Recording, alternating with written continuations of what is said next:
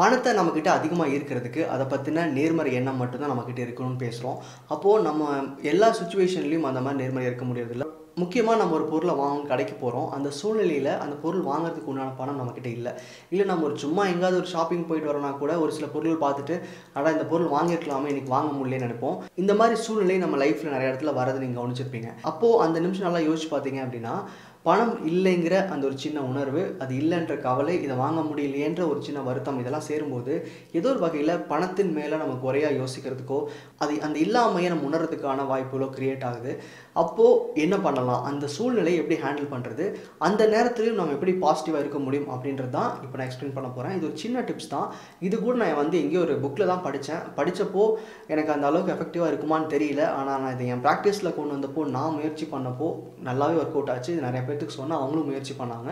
அவங்க ஃபீட்பேக்ஸ் ரொம்ப பாசிட்டிவாக இருக்கிறதுனால தான் இந்த விஷயத்தை உங்களுக்கு நான் ஷேர் பண்ணுறேன். ஒரு மாதத்தில் நீங்கள் ஷாப்பிங் போகிறீங்க, இல்லை எங்கேயாவது நீங்கள் வெளியே போகிறீங்கன்னா அதிகபட்ச தொகை நீங்கள் எவ்வளோ செலவு பண்ணுவீங்க? அது 1000 இருக்கலாம், 2000 இருக்கலாம், இல்லை 10,000 ரூபாயாக இருக்கலாம். அது என்னவோ அந்த தொகையை கேஷாக எடுத்துக்கிட்டு, அதாவது வித்ட்ரா பண்ணிவிட்டு நீங்கள் உங்களோட பர்ஸில் எங்கே நீங்கள் எடுக்க மாட்டீங்களோ, எங்கே பணத்தை நீங்கள் தேட மாட்டீங்களோ அங்கே ஒழிச்சு வச்சுக்கோங்க. கிட்டத்தட்ட அது சேஃப் லாக்கர் மாதிரி.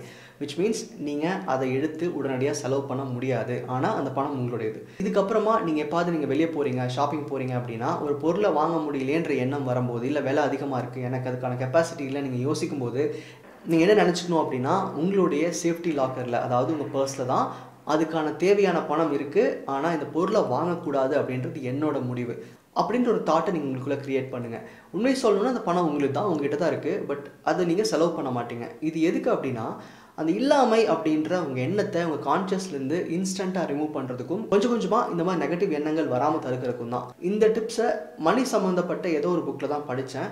உங்கள் எண்ணங்களை நேர்மறையாக வச்சுக்கிறதுக்கு இது ஒரு வகையில் ஹெல்ப் பண்ணுன்னு சொல்லியிருந்தாங்க. ஸோ அதுதான் நான் உங்களுக்கு ஷேர் பண்ணியிருக்கேன். இதை நீங்கள் முயற்சி பண்ணுங்கள்.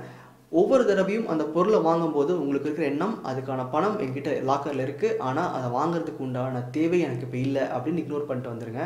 இந்த மாதிரி நீங்கள் தொடர்ந்து பண்ணும்போது பணத்தை பற்றின ஒரு குறை அப்படின்றது உங்கள் மனசில் தோணாது. இது ஒரு வகையில் பணத்தின் மேலே உங்களுக்கு வர இருக்கிற சின்ன சின்ன எதிர்மறை எண்ணங்களை தடுக்கிறதுக்கு உதவும். இந்த விஷயத்தை நீங்கள் லைஃப்பில் இம்ப்ளிமெண்ட் பண்ணுங்கள். உங்களுக்கு இது ஒர்க் அவுட் ஆச்சுன்னா அதோட எக்ஸ்பீரியன்ஸ் என்னன்றதை நீங்கள் கமெண்ட்டில் ஷேர் பண்ணுங்கள். இந்த இன்ஃபர்மேஷன் உங்களுக்கு ஆல்ரெடி தெரியும் அப்படின்னா நீங்கள் எந்த புக்கில் படிச்சிங்கன்னு போடுங்க. ஸோ தட் நானும் அந்த புக்கை திரும்ப ரீகலெக்ட் பண்ணிக்கிறதுக்கு யூஸ்ஃபுல்லாக இருக்கும். நன்றி.